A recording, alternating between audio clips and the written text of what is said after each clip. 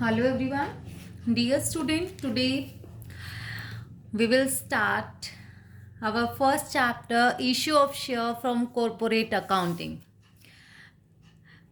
बहुत रिक्वेस्ट आ रही थी कि मैम कॉरपोरेट अकाउंटिंग की वीडियो बना दीजिए, उसी पर मैंने एक वीडियो बनाई है। पहली कोशिश है अकाउंट्स को लेके, होपफुली आपको अच्छा लगेगा और कमेंट करके भी ज़रूर बताएंगे कि आपको समझ में आया या नहीं आया, या मैम इस इम्प्रूवमेंट की नीड है वो कीजिए आप। I will try. तो डियर स्टूडेंट, फर्स्ट चैप्टर का नेम है हमारे पास इशू ऑफ शेयर।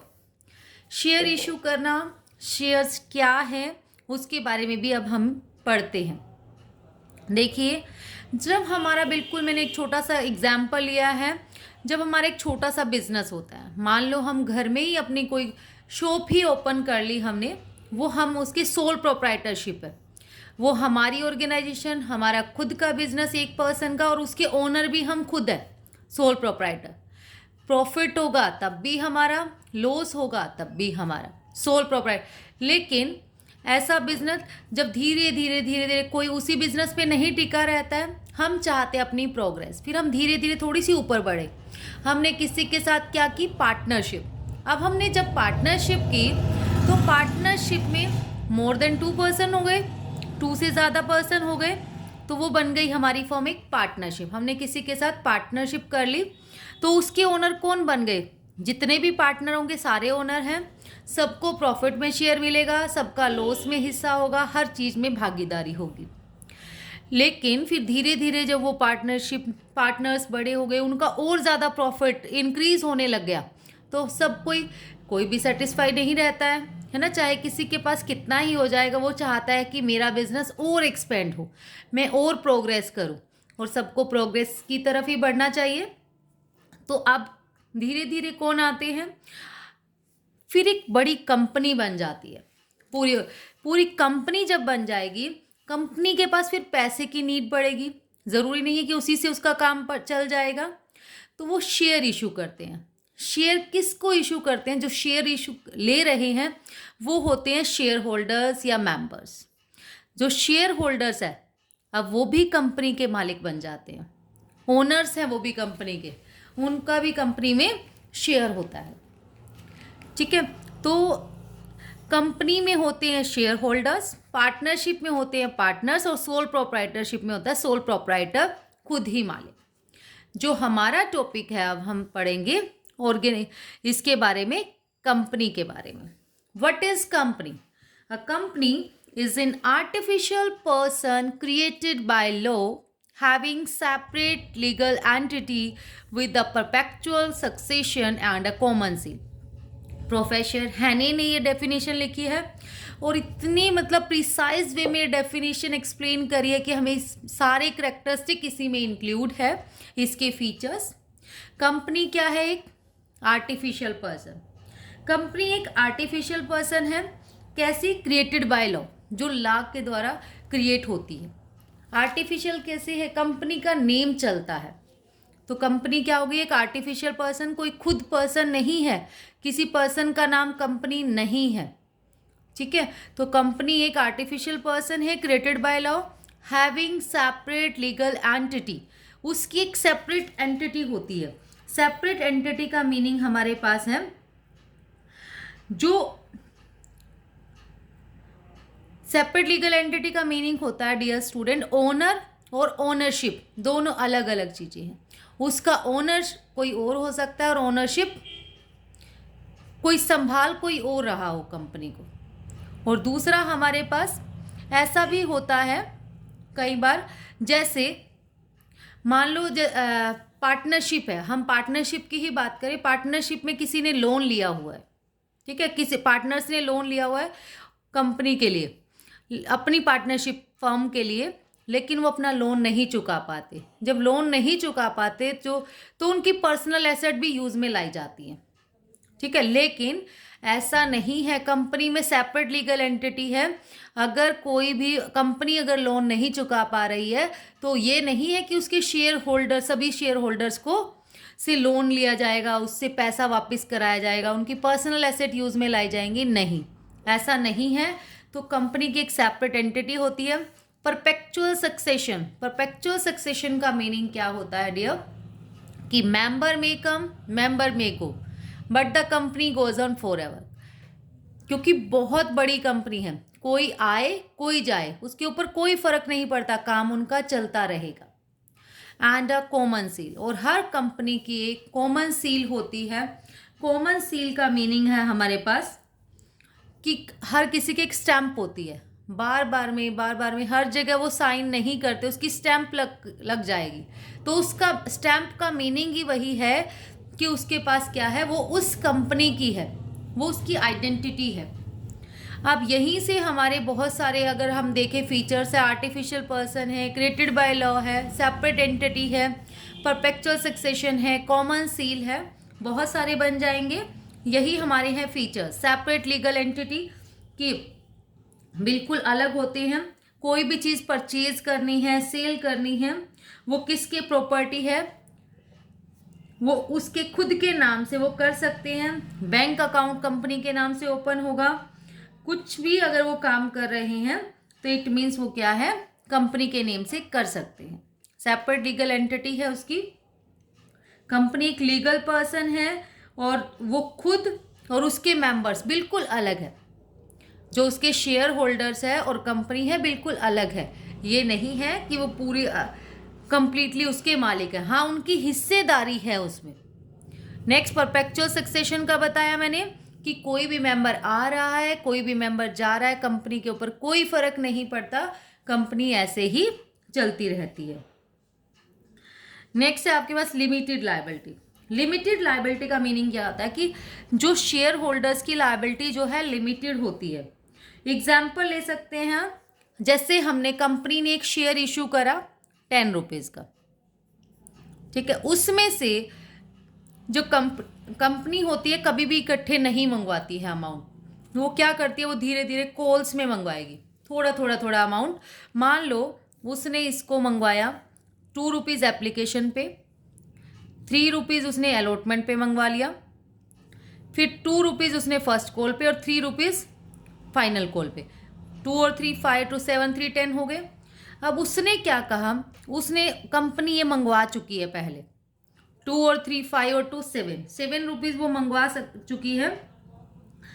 तो कंपनी की मैक्सिमम लायबिलिटी क्या है, शेयर होल्डर से कितने रुपीज़ और मंगवा सकती है, तो कंपनी मैक्सिमम 3 मंगवा सकती है, उससे ज़्यादा नहीं। ना ही उनकी कोई पर्सनल एसेट यूज़ में लाई जाएगी और मैक्सिमम उनसे 3 मंगवा सकती है। नेक्स्ट है डियर स्टूडेंट हमारी कॉमन सील। हर कंपनी जो होती है हमारे पास कॉमन सील होती है, सभी इंपॉर्टेंट डॉक्यूमेंट पे वो उनकी कॉमन सील लगती है, सील होती है, स्टैंप होती है। Transferability of the share, transferability of the share में क्या होता है, जो capital of the company is divided into part called share. ये तो हमें पता है कि जब कंपनी अपनी शेयर कैपिटल को पार्ट्स में डिवाइड कर देती है तो उसको हम बोलेंगे शेयर।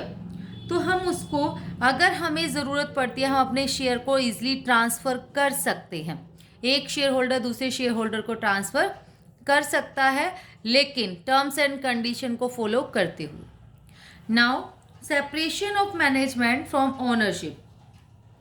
जो शेयर होल्डर्स जो होते हैं वो ओनर तो होते हैं कंपनी के, लेकिन अगर शेयर होल्डर देखें कंपनी में बहुत ज़्यादा होते हैं, ठीक है, बहुत ज़्यादा होते हैं, तो सबको सभी तो ओनर नहीं हो सकते, ऐसे तो बहुत ज़्यादा मिसअंडरस्टैंडिंग हो जाएगी कि हमारा असली ओनर कौन है। तो इसमें क्या करते हैं, जो शेयर होल्डर होते हैं सारे के सारे एक डायरेक्टर्स को सेलेक्ट कर लेते हैं, अपने डायरेक्टर्स चुन लेते हैं, वही डायरेक्टर जो है वो सारी इंफॉर्मेशन कंपनी की उनको देते हैं, वो ओनर हो जाएंगे। जितने भी शेयर होल्डर्स होते हैं वो ही उसको सेलेक्ट करते हैं, इसलिए जो मैनेजमेंट है वो ओनरशिप से सेपरेट है बिल्कुल। नाउ काइंड्स ऑफ कंपनी, अगर हम कंपनी की बात करें, कंपनी जो होगी हमारे पास 3 टाइप से है। Unlimited company, company limited by guarantee and company limited by shares. Company limited by shares में तो 3 पार्ट है, प्राइवेट, पब्लिक, 1 पर्सन कंपनी। जो अनलिमिटेड कंपनी है हमारे पास, ये कौन सी कंपनी है? अनलिमिटेड, पहले ही दिख रहा है अनलिमिटेड कंपनी। अनलिमिटेड कंपनी का मीनिंग है कोई लिमिटेड नहीं है, कोई लिमिट नहीं है। जैसे हमने पीछे किया था, अगर एक कंपनी ने 10 रुपीज़ के शेयर इशू कर रखे हैं, हमने ये एग्जाम्पल ले लिया था कि पहले उसने 2 रुपीज़ मंगवा लिए, फिर 3, फिर 2, फिर 3। तो अगर आप देखो इसमें, तो यहाँ तक उसने दे दिए थे मान लो, तो 3 तक मंगवा सकते हैं। लेकिन अनलिमिटेड में क्या होता है, वो जितने मर्जी मंगवा सकते हैं जब तक कंपनी का लॉस कवर नहीं हो जाता। ये प्रैक्टिकली इंडिया में एप्लीकेबल नहीं है। अनलिमिटेड कंपनी जो है इंडिया में जो है एग्जिस्ट नहीं करती है। Now company limited by guarantee. Company limited by guarantee में क्या होगा हमारे पास, कई बार शेयर होल्डर्स को कुछ गारंटी मिली होती है। कौन देता है गारंटी? भी कंपनी देती है। जब कंपनी बंद होगी, वाइंड अप के टाइम पे आपको इतना प्रॉफिट मिलेगा, तो उसको हम बोलते हैं कंपनी लिमिटेड बाय गारंटी। ये सिर्फ वाइंड अप के टाइम पर ही, वाइंड अप के लिए ही दी जाती है कि जब कंपनी बंद होगी कि आपको मिनिमम इतना अमाउंट तो मिलेगा ही। Now the company limited by share. Company limited by share में हमारे 3 पार्ट आएंगे, private company, public company, 1 person company. अब जब मैंने बेस लिया है, तीनों को इसी में ही डिफाइन कर दिया, प्राइवेट, पब्लिक और 1 पर्सन में। नंबर ऑफ मेंबर्स कितने होंगे? नंबर्स ऑफ मेंबर जो है हमारे पास वो होंगे हमारे मिनिमम 2 प्राइवेट में और मैक्सिमम 200, और जो पब्लिक कंपनी है उसमें होंगे मिनिमम 7 और मैक्सिमम की कोई लिमिट नहीं है। और जो 1 पर्सन कंपनी है उसमें मिनिमम और मैक्सिमम 1 ही हो सकता है। नेक्स्ट है आपके पास number of director. Number of directors क्या है? डायरेक्टर्स मैंने बताया था ये हमारे एक शेयर होल्डर्स में से ही सेलेक्टेड कैंडिडेट होते हैं, उसी को डायरेक्टर बना दिया जाता है। नंबर ऑफ डायरेक्टर, इसमें मिनिमम 2 होने चाहिए प्राइवेट के लिए और मैक्सिमम 15। अब अगर देखोगे आप, मैक्सिमम सब में ही लिमिट 15 है, बस मिनिमम 1 के लिए 1 है, प्राइवेट में 2 है और पब्लिक में 3 है। ये ध्यान रखना है आपको।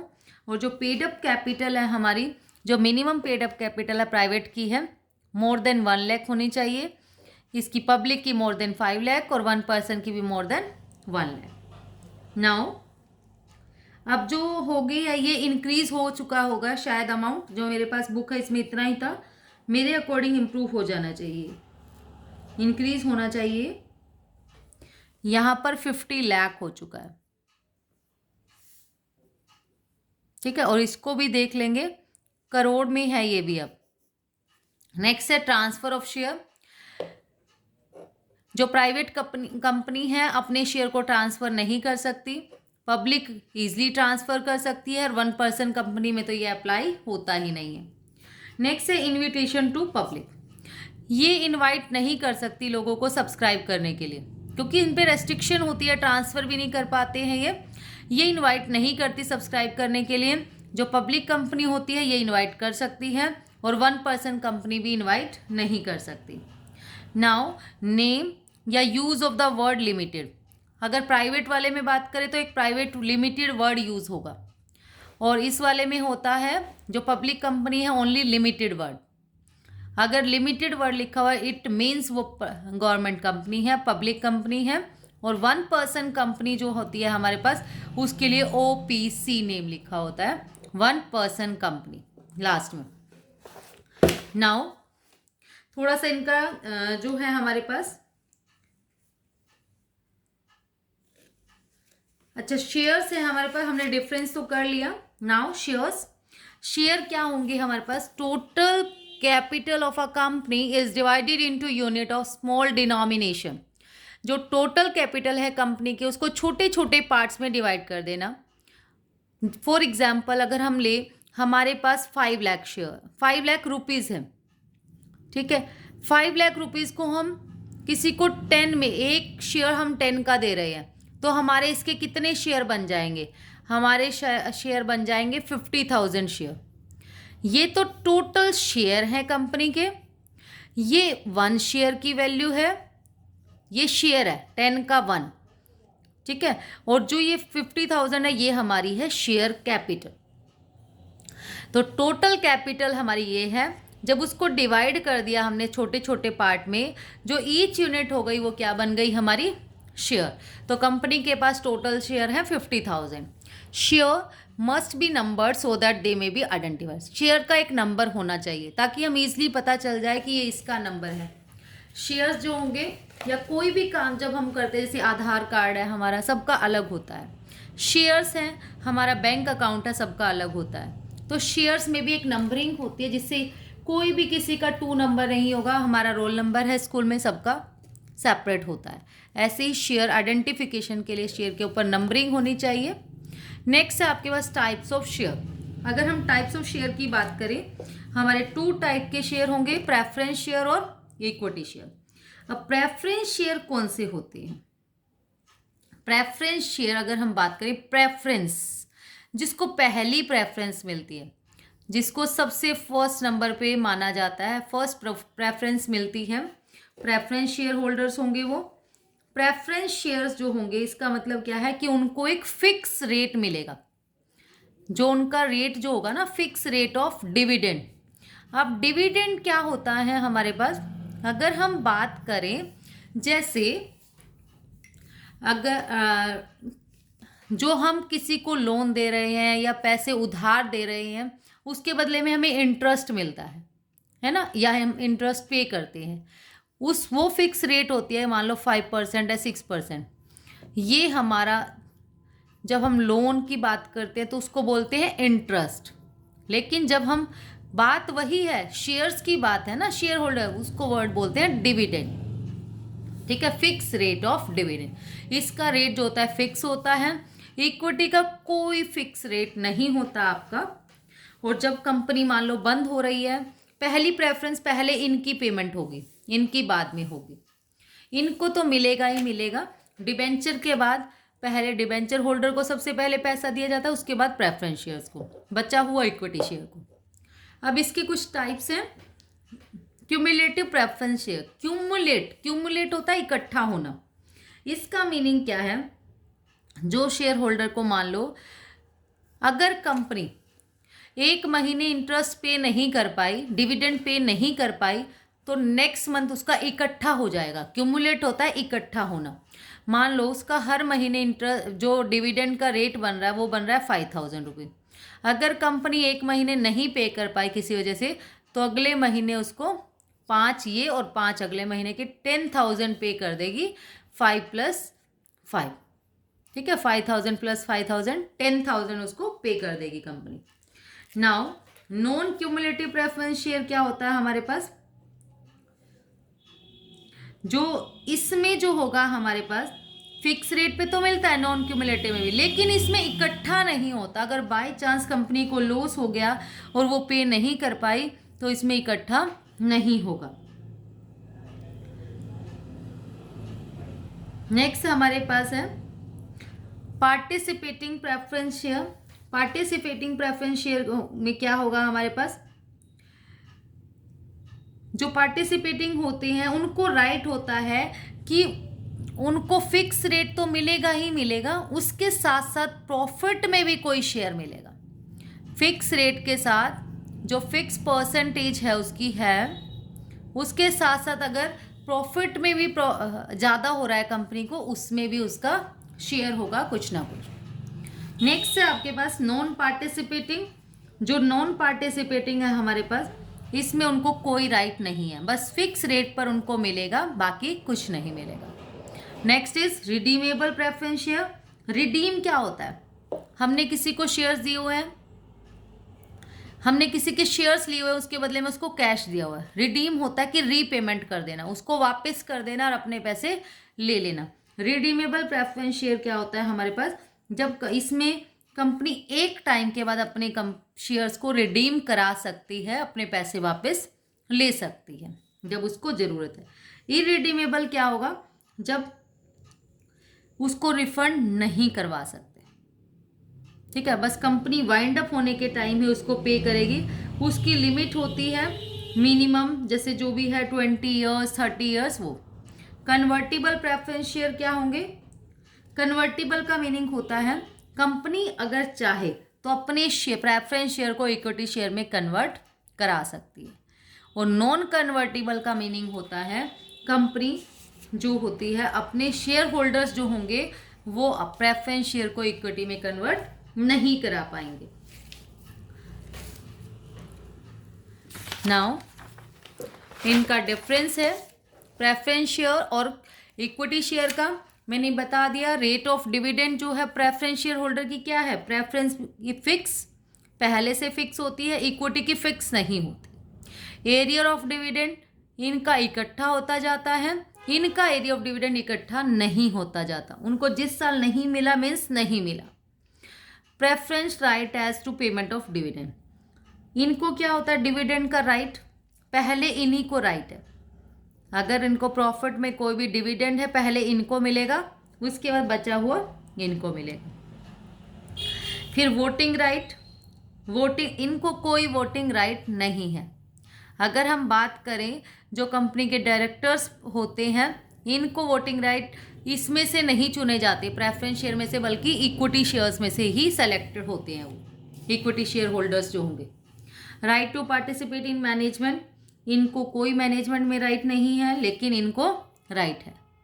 अब कुछ स्टूडेंट सोच रहे होंगे तो फिर इसमें फ़ायदा ही क्या हुआ, ना तो कुछ रेट फिक्स है ना उनको प्रॉफिट मिलता है, इनको फिक्स रेट में तो मिलता है। लेकिन इनका क्या है, अगर कंपनी को हाई प्रॉफिट होता है तो बहुत ज़्यादा प्रॉफिट भी मिलता है। हाई रिस्क होता है इक्विटी शेयर होल्डर में, इसमें रिस्क नहीं होता, ये रिस्क फ्री होता है। इसमें रिस्क ज़्यादा तो रिवॉर्ड भी ज़्यादा। Now the share capital, share capital means क्या होगा हमारे पास, the amount that a company receive toward capital from issue of share, जो टोटल कैपिटल कंपनी को रिसीव हुई शेयर्स इशू करने के बाद उसको बोलेंगे हम share capital. For example company ने 50,000 शेयर इशू करे at the rate of 20 each, one जो शेयर था वो था 20 का, तो टोटल शेयर कंपनी के पास कितने हैं 50,000, वन शेयर की वैल्यू 20 और शेयर कैपिटल कितनी हो जाएगी इसकी, इससे मल्टीप्लाई कर दो 10 लाख। नाउ अब इसके पार्ट्स है हमारे पास, काइंड्स ऑफ शेयर कैपिटल है हमारे पास। Authorised share capital, authorised share capital क्या होती है हमारे पास, जो कंपनी की मेमोरेंडम ऑफ एसोसिएशन में लिखी जाती है जब कंपनी सेटअप होती है। ये क्या होती है, एक मैक्सिमम लिमिट होगी, जो हमारी मैक्सिमम लिमिट है, मैक्सिमम कैपिटल जो कंपनी अपने लाइफ टाइम में इशू कर सकती है। ऑथराइज्ड शेयर कैपिटल, नॉमिनल या रजिस्टर्ड एक ही बात है, ये कंपनी अपने लाइफ टाइम में मैक्सिमम टू मैक्सिमम इशू कर सकती है। फॉर एग्जाम्पल हम ले रहे हैं कंपनी की ऑथराइज्ड कैपिटल है 10 लाख, कंपनी अपने लाइफ टाइम में 10 लाख के शेयर ही इशू कर सकती है, इससे ज़्यादा नहीं। ठीक है, नेक्स्ट है आपके पास इशूड कैपिटल। अब इशूड कैपिटल कौन सी कैपिटल है, अब कंपनी को ज़रूरत 10 लाख की नहीं है, कंपनी को ज़रूरत है सिर्फ 6 लाख की। अब कंपनी इशूड कैपिटल क्या होती है, ऑथराइज्ड कैपिटल का वो पार्ट जो कंपनी क्या करती है, ऑथराइज्ड कैपिटल का वो पार्ट जो कंपनी अब पब्लिक को इशू करने जा रही है। मान लो कंपनी को पूरी ज़रूरत नहीं है, कंपनी को 6 लाख रुपए की ज़रूरत है, तो वो 6 लाख के ही शेयर इशू करेंगे बस। कितने का, मान लो एग्जाम्पल ऊपर वाला ही लेते हैं, तो कितने शेयर इशू करेगी, 6 लाख को आप डिवाइड कर दीजिए, एक शेयर कितने का 20 का, तो मीन्स 30,000 शेयर ही वो इशू कर रहे हैं। कंपनी को ज़रूरत कितने की है 30,000 शेयर की। Now subscribed capital, subscribed capital कौन सी कैपिटल होगी, इशूड कैपिटल का वो पार्ट जो लोगों ने एक्सेप्ट किया। Subscribed and fully paid up, subscribed but not fully paid up, इसको ध्यान से समझना है, इसका मीनिंग क्या है। देखो एक बार ध्यान से, ऑथराइज्ड कैपिटल तो होती है मैक्सिमम लिमिट जो कंपनी अपने लाइफ टाइम में इशू कर सकती है। फिर ऑथराइज्ड कैपिटल का वो पार्ट जो कंपनी ने इशू किया, वो बोलेंगे इशूड कैपिटल। मैंने एग्जांपल लिया 10 लाख की ज़रूरत थी, 10 लाख मैक्सिमम लिमिट थी, 6 लाख उसने इशू कर दिए, तो 4 लाख जो बच गए वो अनइशूड कैपिटल है। उसको कंपनी जब उसको ज़रूरत होगी तब इशू कर लेगी। अभी उसको ज़रूरत नहीं है, 4 लाख 6 लाख की थी, उसने इशू कर लिया। अब इशूड कैपिटल का वो पार्ट जो कंपनी ने जो लोगों ने सब्सक्राइब किया, जो शेयर होल्डर्स ने सब्सक्राइब किया, 2 टाइप्स हैं, subscribed and fully paid up, subscribe but not fully paid up. इसका मीनिंग क्या है? 6 लाख के बदले लोगों ने 5,50,000 रुपीज़ के शेयर तो एक्सेप्ट कर लिए, लेकिन कुछ शेयर होल्डर, मान लो 30 के बदले 25,000 मैं ले रही हूँ, 25,000 शेयर्स सब्सक्राइब कर दिए। अब subscribe and fully paid up का मीनिंग क्या है? मैंने बताया कि कंपनी कभी भी इकट्ठे पैसे नहीं मंगवाती है। अब कंपनी ने मंगवा रखे हैं 3 टाइप से, मान लो एप्लीकेशन, अलॉटमेंट और first and final call. Application पे 5 मंगवा लिए, इसमें 2 कितने का है टोटल हम बात करें तो 20 का है। जैसे इसमें 5 नहीं, मैं 10 ले रही हूँ, इसमें 4 और इसमें 6। अब क्या किया, अगर जिससे 20 मंगवाए 20 के बदले में 20 पे कर दिए सभी ने, 25 के 25 ने, वो तो है फुली पेड अप। लेकिन इसने क्या किया, जो 6 शेयर थे किसी शेयर होल्डर के पास, चाहे एक शेयर होल्डर ने भी पे ना किए हों, वो subscribe but not fully paid up में आएगा। उसने क्या किया, उन्होंने 20 के बदले, जैसे एक ने 14 पे कर दिए, बस 16 पे नहीं किए, वो भी क्या है, वो भी हमारे पास subscribe but not fully paid up है। दूसरा ऐसे भी हो सकता है, कंपनी ने 14 ही मंगवाए हैं, 14 उसने मंगवाए ही नहीं अभी तक ये वाले 6, लेकिन फिर भी वो fully paid not fully paid up में ही आएंगे। अगर कॉल्ड अप इतने हैं तो कॉल्ड अप होते हैं जितने कंपनी ने मंगवाए हैं अब तक। और ऐसा भी हो सकता है कंपनी ने कॉल्ड अप 14 कराए और उसने पे 10 किए हों। तो आपने ध्यान रखना है, जब तक हमारे जो फुली पेड अप शेयर है वो कंप्लीट नहीं होते, नीचे जैसे 20 का है तो 20 ही आना चाहिए हर केस में, उसको ही हम फुली पेड अप बोलेंगे, नहीं तो हमारा क्या रहेगा, नॉट फुली पेड अप बोलेंगे। अदरवाइज 20-20 है, जैसे इक्वल होगा तो सॉरी फुली पेड अप है, अगर इक्वल नहीं है तो not fully paid up. Now called up capital. Called up capital subscribed capital का वो पार्ट, ये जो आपस में एक दूसरे से डिपेंड है, इसको इंटरचेंज नहीं करना कि पहले ऑथराइज्ड आएगा फिर इशूड फिर सब्सक्राइब के 2 पार्ट, फिर कॉल्ड अप। कॉल्ड अप मतलब सब्सक्राइब कैपिटल का वो पार्ट जो उन्होंने बुलाया है कॉल के लिए। मैंने फॉर एग्जांपल लिया था, आपके पास 20 का शेयर है, 10, 6 और 4। कंपनी ने अगर इतने ही मंगवाए हैं अब तक, इसको मंगवाया ही नहीं है, सोचा है कि बाद में 2 साल 3 साल के बाद हम मंगवा लेंगे, तो वो वाली फर्स्ट एंड फाइनल को उसने मंगवाई ही नहीं है। सिर्फ कितने मंगवाए हैं उन्होंने, 16 के, 20 में से 16 मंगवा लिया, तो वो होगा हमारा कॉल्ड अप कैपिटल। अब पेड अप कैपिटल क्या होगा हमारे पास? पेड अप कैपिटल जो होता है हमारे पास, जो शेयर होल्डर से हमें एक्चुअली रिसीव हुआ है ना, एक्चुअली रिसीव जो हुआ है शेयर होल्डर से, उसको हम बोलेंगे पेड अप कैपिटल। जो कॉल्ड अप कैपिटल का वो पार्ट जो हमें एक्चुअल में रिसीव, अगर 16 है कॉल्ड अप, हमें 16 ही रिसीव हो गया, तो वो हमारा होगा paid up. Now reserve capital. Reserve capital और एक होता है हमारे पास कैपिटल रिजर्व। इसको, ये बहुत इंपॉर्टेंट है, हम इसको एक डिफरेंस से क्लियर करेंगे। जो हमारे पास है रिजर्व कैपिटल, रिजर्व कैपिटल क्या होगा हमारे पास?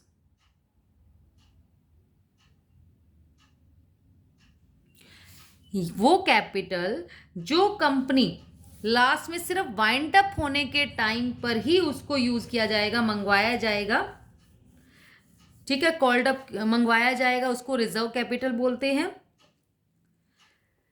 सिर्फ वाइंडिंग होने के टाइम पे, उससे पहले नहीं मंगवा सकते उस कैपिटल को, उसको बोलेंगे हम रिजर्व कैपिटल। और कैपिटल रिजर्व क्या होगा हमारे पास, वो रिजर्व होता है, कैपिटल रिजर्व एक रिजर्व होता है जो किस में से बनाया जाता है, कंपनी के प्रॉफिट में से। जैसे प्रॉफिट कहाँ से हुआ हो, sale of fix asset, profit on revaluation of fix asset, मतलब फिक्स एसेट से ही आपको वो होना चाहिए, फिक्स लायबिलिटी से कहीं ना कहीं से, मतलब नॉन करंट होना चाहिए। नॉन करंट से हमें जो प्रॉफिट हो रहा है हमारे पास, डे टू डे रनिंग का बिजनेस का प्रॉफिट नहीं होगा, कैपिटल प्रॉफिट से ही हम रिजर्व बनाते हैं। कैपिटल रिजर्व हम कह सकते हैं कि ऐसा रिजर्व जो हम कैपिटल प्रॉफिट में से बनाते हैं, और कैपिटल प्रॉफिट हमें day to day running business से नहीं होता है, बल्कि वो हमें कहाँ से होता है, हमें profit on sale of fix asset या profit on revaluation of fix asset, premium on issue of share etcetera. Necessity, ये ज़रूरी नहीं है बनाना रिजर्व कैपिटल, लेकिन ये बहुत ज़रूरी है कंपनी के लिए। रिजोल्यूशन, इसके लिए अगर कंपनी को, क्योंकि ये बनाना ज़रूरी नहीं है, अगर कोई कंपनी बनाना चाहती है तो क्या करेगी, उसके लिए एक रिजोल्यूशन पास करवाना पड़ेगा कि हम बना सकते हैं या नहीं, लेकिन इसके लिए कोई ज़रूरत नहीं है क्योंकि ये बहुत कंपलसरी है। नेक्स्ट, रियलाइज्ड और not realized. It refers to the amount which has not been receive. ये वो अमाउंट होता है जो अभी तक हमें रिसीव नहीं हुआ है, क्योंकि कब रिसीव होता है ये कंपनी को, जब कंपनी वाइंड अप होगी। लेकिन ये वाला जो होता है हमें, ये ऑलरेडी रिसीव हो चुका होता है, क्योंकि हम उसी में से कुछ रिजर्व करके रखते हैं, कुछ गुल्लक में अपना डाल के रखते हैं। डिस्क्लोजर इन बैलेंस शीट, ये कंपनी की बैलेंस शीट में कहीं नहीं दिखाया जाता, ठीक है, ये दिखाया जाता है हमारी कंपनी की बैलेंस शीट में हमेशा रिजर्व एंड सरप्लस में। इसको कब यूज करते हैं, इसको सिर्फ और सिर्फ वाइंड अप के टाइम पे यूज किया जाता है। और इसको कब यूज करते हैं, हम राइट ऑफ कर रहे हैं कैपिटल लॉसेस, या फिर डिक्लेयर कर रहे हैं हम अपना बोनस, उस टाइम इसको कैपिटल रिजर्व को हम यूज कर सकते हैं। नाउ इश्यू ऑफ शेयर, अब कंपनी को इशू करने की ज़रूरत पड़ी, अब कंपनी को पैसे की ज़रूरत है, हमने उसके बारे में पढ़ लिया क्या क्या होता है, कैसे कैसे कर सकते हैं। इशू ऑफ शेयर 3 टाइप से कर सकती है। For cash, private placement of share.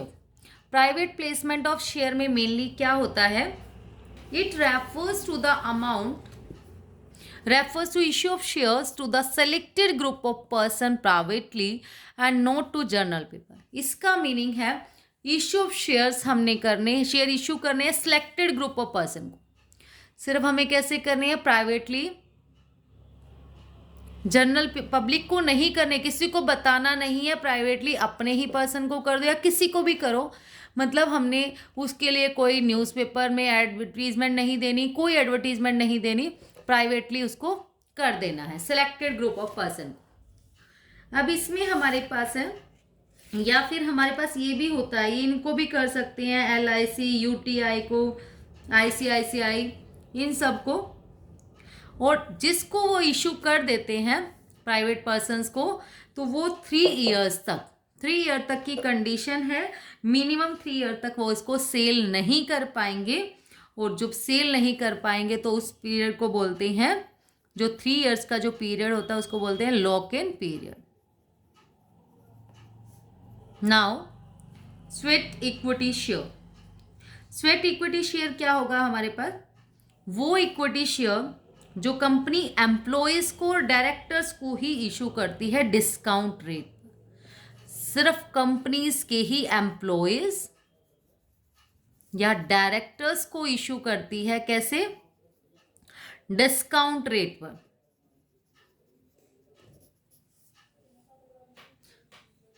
और इसके लिए एक स्पेशल रिजोल्यूशन बनाया जाता है, पास करवाया जाता है जनरल मीटिंग में। नेक्स्ट है हमारे पास employ stock option plan. Employ stock option plan, देखो एम्प्लॉयज के लिए कोई भी ऑप्शन प्लान होगा एम्प्लॉय स्टॉक ऑप्शन प्लान, इस वाले में क्या होता है हमारे पास, कंपनी पहले तो एक स्पेशल रिजोल्यूशन पास कराती है, इसके लिए भी इसके लिए भी। तो इसमें जो कंपनीज में काम कर रहे हैं ना, होल टाइम वर्कर्स होने चाहिए, या होल टाइम डायरेक्टर्स है, होल टाइम एम्प्लॉयज हैं, ऑफिसर्स हैं, सबको एक ऑप्शन दे दिया जाता है कि आप फ्यूचर में इस प्राइस पर इसको खरीद सकते हो। और जो ये रेट होता है ना, ये डिस्काउंट होता है, जो फ्यूचर प्राइस होता है ये बहुत ज़्यादा पहले से ही बहुत डिस्काउंटेड रहता है, बहुत ज़्यादा पहले से ही डिस्काउंट होता है, जो मार्केट प्राइस से बहुत कम रहता है। ठीक है, इसमें पहले ही ऑप्शन दे दिया जाता है कि अगर आपको फ्यूचर में खरीदना है तो आप इस प्राइस पर, फ्यूचर डेट पर इस प्राइस पर खरीद सकते हैं। और डिस्काउंट प्राइस होता है, मार्केट प्राइस से बहुत कम मिलता है हमें। नेक्स्ट है हमारे पास पब्लिक सब्सक्रिप्शन ऑफ शेयर्स। अब पब्लिक सब्सक्रिप्शन ऑफ शेयर्स क्या होगा हमारे पास, अब जब गवर्नमेंट कंपनी है, कंपनी को कोई भी पब्लिक कंपनी है, लिमिटेड है, उसको पैसों की ज़रूरत है। अब वो क्या करेगा, कंपनी को शेयर इशू करेंगे शेयर होल्डर को, पब्लिक को, और पब्लिक उसके बदले में क्या पे करेगी, मनी, है ना। वो शेयर्स करेंगे, पब्लिक उसको मनी करेगी, या पब्लिक उनको मनी देगी तो वो उनको शेयर्स दे देंगे। अब इसके लिए एक प्रोस्पेक्टस होता है, सबसे पहले प्रोस्पेक्टस होता है, उसमें क्या क्या लिखा होता है, उसमें कंपनी का पूरा बायोडाटा होता है कि कंपनी का नेम क्या है, कंपनी का एड्रेस क्या है, क्या कितने उसमें नंबर ऑफ डायरेक्टर्स हैं, कितना रिस्क है उसमें। तो उसमें सारा का सारा पूरा इन्फॉर्मेशन होती है कि ये पैसा कहाँ यूज़ किया जाएगा, कैसे होगा, आपको कितना प्रॉफिट मिनिमम मिल सकता है, ठीक है, सब कुछ। जब शेयर कोई भी पर्सन, जब पब्लिक उसको मनी ऑफर करेगी, उसको शेयर्स दे देगा, वो फिक्स हो जाएगा। तो ऐसा तो नहीं है, मान लो मैंने कहा मुझे इस कंपनी के 5 शेयर्स लेने हैं और मैं वैसे ही हवाबाजी में कर रही हूँ, ऐसा नहीं है, ठीक है। तो हमें हमारे फिक्स कब होंगे, 5 शेयर मैं लूँगी तो उसके बदले मुझे कुछ ना कुछ एडवांस देना पड़ेगा ना, तभी तो हमारा फिक्स होता है। मान लो मुझे स्कूल में या कॉलेज में एडमिशन लेना है, मेरा नंबर आ गया एक सीट पे, मेरा कब फिक्स होगा कि मेरा एडमिशन हो गया, मेरा एडमिशन जब होगा जब मैं स्पेसिफाइड डेट तक उसमें अपना एडमिशन करा दूंगी, है ना। एडमिशन कराने पे ही फिक्स होगा, ना कि हम मेरा बोलने से कि मुझे एडमिशन लेना है वो हो गया फिक्स। एक डेट जाने के बाद क्या होगा, अगर मैंने नहीं लिया किसी और को मिल जाएगा। तो फिक्स करने के लिए हमारे पास हमें कुछ ना कुछ मनी उसको पे करनी पड़ती है। जब वो फिक्स हो जाता है तो हमें मिलता है एक शेयर सर्टिफिकेट भी मिलता है। फिर कंपनी क्या करती है, उस शेयर को जब हम फिक्स हो जाते हैं, जैसे मान लो मेरा कॉलेज में एडमिशन हो गया तो उसके बाद हमें फ़ीस भी पे करनी पड़ती है। फ़ीस भी कैसे, इंस्टॉलमेंट्स में।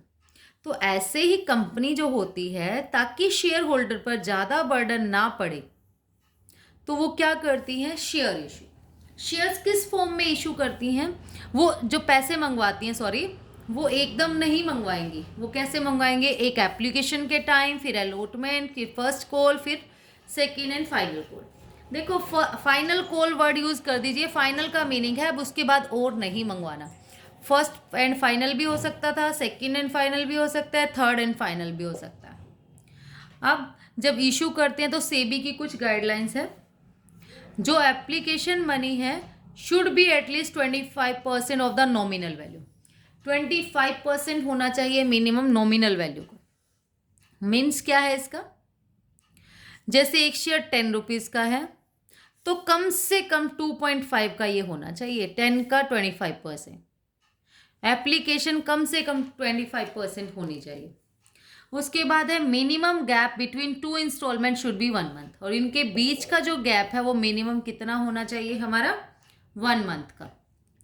Next is minimum subscription has been fix at 90% of the issued amount. जो मिनिमम सब्सक्रिप्शन है वो भी हमारा फिक्स होना चाहिए, कितना, minimum 90% of the issued amount. Now next topic है हमारे पास प्रिलिमिनरी एक्सपेंसेस। प्रिलिमिनरी एक्सपेंसेस कौन से एक्सपेंसेस, जब कंपनी सेटअप होते टाइम जो भी छोटे मोटे खर्चे होते हैं, जितने भी एक्सपेंस कंपनी के हो रहे हैं, expense incurred on the formation of the company are termed as preliminary expenses. कौन कौन से हो सकते हैं ऐसे एक्सपेंसेस? फॉर एग्जाम्पल, उन्होंने कुछ प्रिंट कराया डॉक्यूमेंट, रजिस्ट्रेशन के लिए नीडेड था, या फिर हो सकता है स्टैंप ड्यूटी, रजिस्ट्रेशन फीस और कॉस्ट ऑफ प्रिलिमिनरी बुक्स वगैरह के ऊपर जो खर्चा हुआ वो सब हम इसमें ले सकते हैं।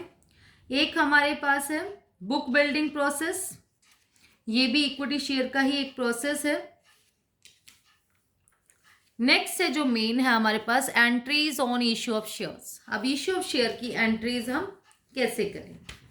जब कंपनी इश्यू करती है, मैंने बताया कि कुछ ना कुछ तो पहले हम देते हैं ना कुछ अमाउंट कि हमें लेना है, इस कंपनी में पार्ट लेना है ना, इस कंपनी के शेयर हमें परचेज करने हैं। तो सबसे पहले कंपनी के पास क्या आएगा? बैंक में डिपॉजिट हो जाएंगे पैसे। एप्लीकेशन जब कंपनी रिसीव करेगी तो साथ के जब कंपनी उनका एप्लीकेशन देगी तो उनके पास कैश आएगा ना। स्टार्टिंग में तो कैश आता है।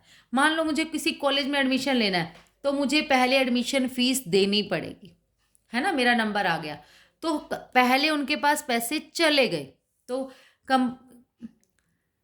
क्या आ गया हमारे पास? Bank account, debit the receiver. अगर हम सोचें debit the receiver, credit the giver, receive हो रहा है गवर्नमेंट को, कंपनी को, तो bank account debit to share application account. देखो बच्चों, शेयर के लिए SH वर्ड यूज मत करना। SH तो श्री होता है, हम अपने पेरेंट्स के लिए यूज करते हैं ना, श्री। तो इसी तरह से SHARE ही लिखना है आपने शेयर एप्लीकेशन, और कैपिटल में भी CAP कैप नहीं लिखना, किसी ने पूरा कैपिटल लिखते हैं। फर्स्ट एंट्री पे हमारे पास bank account debit to share application account कि अप्लाई करने पर हमें जो बैंक में पैसा मिल गया बैंक में। उसके बाद हम खुद को मान के चल रहे हैं कि हम कंपनी हैं, हम अपने तरीके से चल रहे हैं कि किसी ने हमारी कंपनी में शेयर इशू करे तो हमारे पास क्या आ गया? शेयर लिए किसी ने हमारी कंपनी से, हमने इशू किए उसको, बैंक आया टू शेयर एप्लीकेशन। फिर जो ये एप्लीकेशन मनी है हम इसको ट्रांसफर करते हैं कैपिटल अकाउंट पे, share application account debit to share capital account. Next is फिर अलॉटमेंट की बारी आ गई। अब देखो, अगर हम अपने पॉइंट ऑफ व्यू से सोचें, मान लो हम कॉलेज में एडमिशन लेते हैं, हमने एडमिशन करा दिया, उसमें 3 मंथ्स की फीस भी आ गई हमारी, ठीक है। फिर जब नेक्स्ट मंथ की फीस आती है तो नेक्स्ट क्वार्टर की जो फीस आएगी उसके लिए वो क्या करते हैं? हमें इंटीमेट करते हैं, तो हमें बताते हैं कि आपकी इतनी फीस ड्यू है। तो हम इसमें भी अलॉटमेंट के टाइम पे भी क्या करते हैं? ड्यू की एंट्री करेंगे। Due means share allotment account debit to share capital. ये हमारे ड्यू की एंट्री, हम बता रहे हैं कि आपकी इतनी फीस ड्यू है। फिर जब वो हमें पे कर देंगे, हमें मिल जाएगा, रिसीव हो जाएगा, तो हम करेंगे bank account debit to share allotment. किसकी वजह से आया? जो हमारा ड्यू था वो पैसा हमें रिसीव हो गया। Bank account debit to share allotment. Next है हमारे पास फिर ऐसे ही फर्स्ट कॉल की एंट्री, सिर्फ हमें एप्लीकेशन के टाइम पर ही फिक्स कराने के लिए, हाँ हमें आपकी कंपनी के पार्टिसिपेंट्स हैं, हमें इसमें शेयर्स चाहिए, तो हम स्टार्टिंग में एप्लीकेशन के टाइम पर ही हमारा बैंक अकाउंट आता है, बस bank account debit to share application. फिर ट्रांसफ़र का नहीं, तो पहले ड्यू की एंट्री आएगी, फिर रिसीव की, फिर ड्यू की, फिर रिसीव की, ऐसे ही share first call account debit to share capital account, bank account debit to share first call account, ठीक है। फिर एंट्रीज ऑन सेकेंड कॉल भी, फिर ड्यू की entry, share second call account debit to share capital account. फिर जब हमें receive हो जाएगा तो हम करेंगे bank account debit to share second call account. तो इसी तरीके से हमारी सारी की सारी एंट्रीज कंप्लीट हो जाएंगी। तो कल हम इलस्ट्रेशन 1 से अपनी एक्सरसाइज स्टार्ट करेंगे। Thank you so much dear students. Video अच्छा लगे, आपके लिए यूजफुल हो तो प्लीज़ वीडियो को लाइक, शेयर एंड सब्सक्राइब ज़रूर करें। Thank you.